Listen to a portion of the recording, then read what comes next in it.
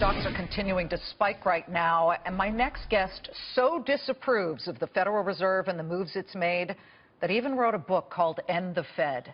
He says now, with President Trump, we're in a position where serious changes to our monetary system could be on the horizon. We welcome former Republican Texas Congressman Ron Paul. Good to see you, Congressman. Thank you for being here. Thank you. Thank you. Nice to be with you. Can anything the Fed does, anything Janet Yellen does, make you think, well, maybe they're on the right track?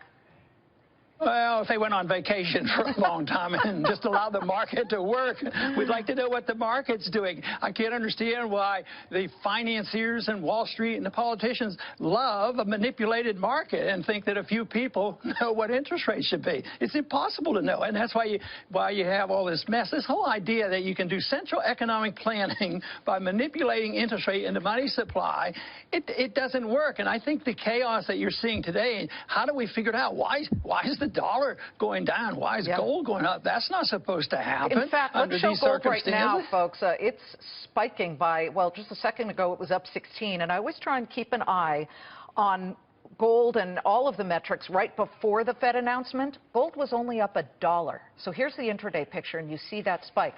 Why do you suspect that is? Well, I think what's coming out of what we're seeing today, and it's been brewing all along, is stagflation. Gold tells you there's going to be inflation, and there's no economic growth. Isn't it sort of bizarre for some people to think that they're raising interest rates in this anemic economy? Well, we've seen job numbers improve. The most recent, and President Trump was really trumpeting it, a gain of 235,000 jobs. Yeah, they're not all real good jobs, and the GDP's not all that healthy. You have to admit it's been a very weak economy, and raising interest rates has usually been reserved almost always for calming down an overheated economy, which I never figured out. On a free market, we like heat in the economy, we like growth, but no, not in a managed economy. You have to turn it off. But what are you turning off? Are we heading for a crash in the stock market? Do you foresee that? I think there's going to be major corrections. You know, just previously on your program, you talk about no inflation. Well, there is in consumer prices and producer prices. That's starting. But that isn't the measure of inflation by a free market economist. Economists, the free market measures it. Did they create a lot of new money and credit? Yes. And you do not know where the money's going to go. And there was you talked all about it this afternoon about the inflation. Stocks, they're inflated. They're going. What about bonds for all these years? You know, since 1980, the bond prices, the value of the bond keeps going up. That won't last. So that's a big bubble. Okay. And I think you're going to see stagflation. The prices are going to go up. The economy is going to remain weak. If printing money didn't really give us a healthy 3 or 4 or 5% economic growth, it's not going to do it now either. What about a tax cut? We have been promised that by President Trump by August, and then we're working on, you know, what this health care law will look like. Two questions.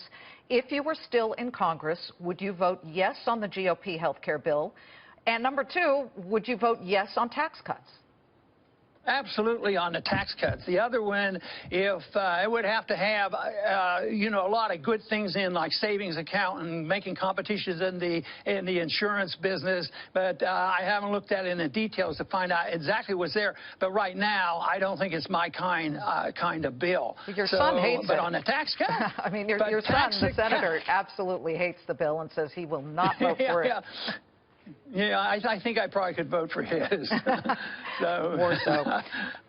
But stocks at these levels, we're up 124 points. What do you want to impart to our viewers who are actually kind of happy about that if they have 401ks or pensions?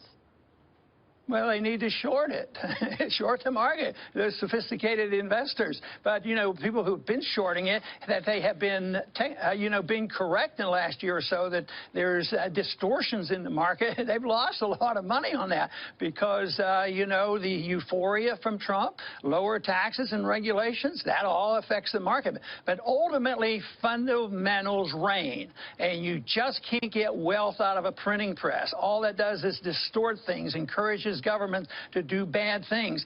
And if I thought all of a sudden we were going to have a radical cut in spending, that would be a different story on the pressure on the Fed. But we're going to spend a lot more money on infrastructure, and for some unusual reason that we're going to spend more money on weaponry and give more money, more weapons around the world. Yeah, that's going to be great for the economy. So there's a lot more spending, and that's inflation. You know, the price of buying an airplane never goes down, so that's inflation too. Well, money is unpredictable. I think used Gulfstreams are coming down. Good to see you for those 1%ers. Congressman Ron Paul, always a pleasure to have you. Thank you so much.